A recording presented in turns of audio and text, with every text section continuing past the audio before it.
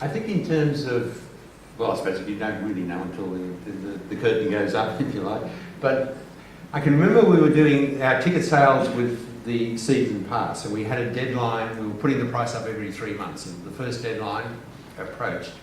Ticket sales really started to take off, and you started to get confident that this is going to work.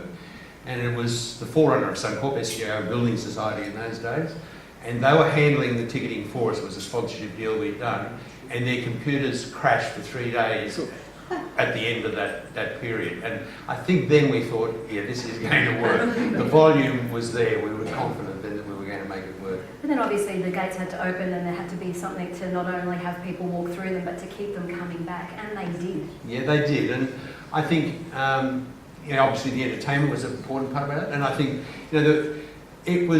we had two people. There was Barbara working with Rick Birch and with the entertainment, and they put together a fabulous entertainment program. And I was saying to Barbara before, I don't think there's ever been a production team for entertainment like the team we had for there. And it ran for 6 months, which is, as Barbara said, was a challenge because it was so long. But I think it also meant that there was time to really work those acts, for the producers to be able to really get it right, because it wasn't going to be a one-night show, it was going to be there for 6 months, and that really worked. And the other one was, of course, we had John Truscott doing the theming for us and all the streetscape. And John was an Academy Award-winning, initially theatre set and then film set designer, and he really created a Hollywood set on the banks of the Brisbane River. And then we had the entertainers to perform in that set, and everyone could walk around in it. It was a Hollywood film set. Sally, can you believe see this finish and finish it off?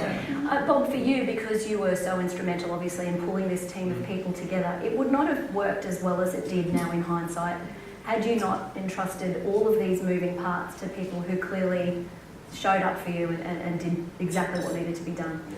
And I think one of the great things about Expo was that everybody in their own little way is determined to make that the best. That's the reason. Everybody's coming to Expo because of my little part in it. And that's what really made it so great. Everyone was really determined to make it the best.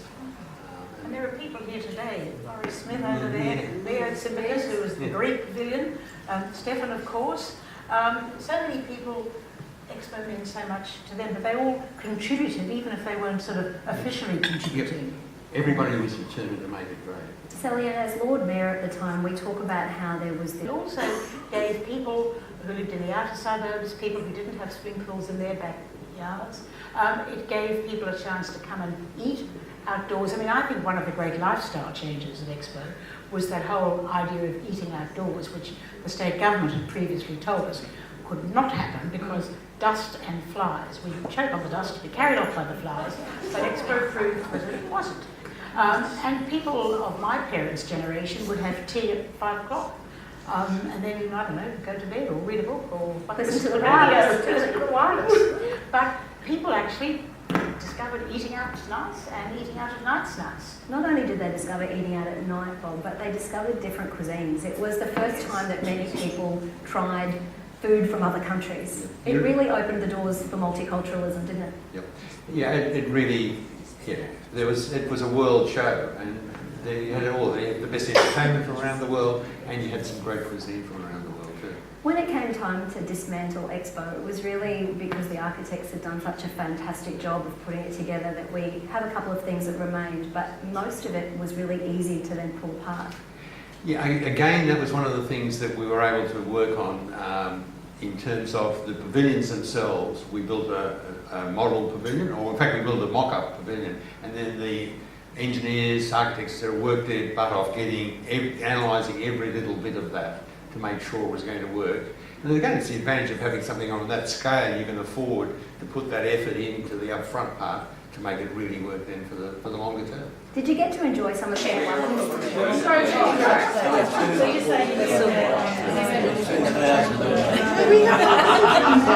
is interesting. The council put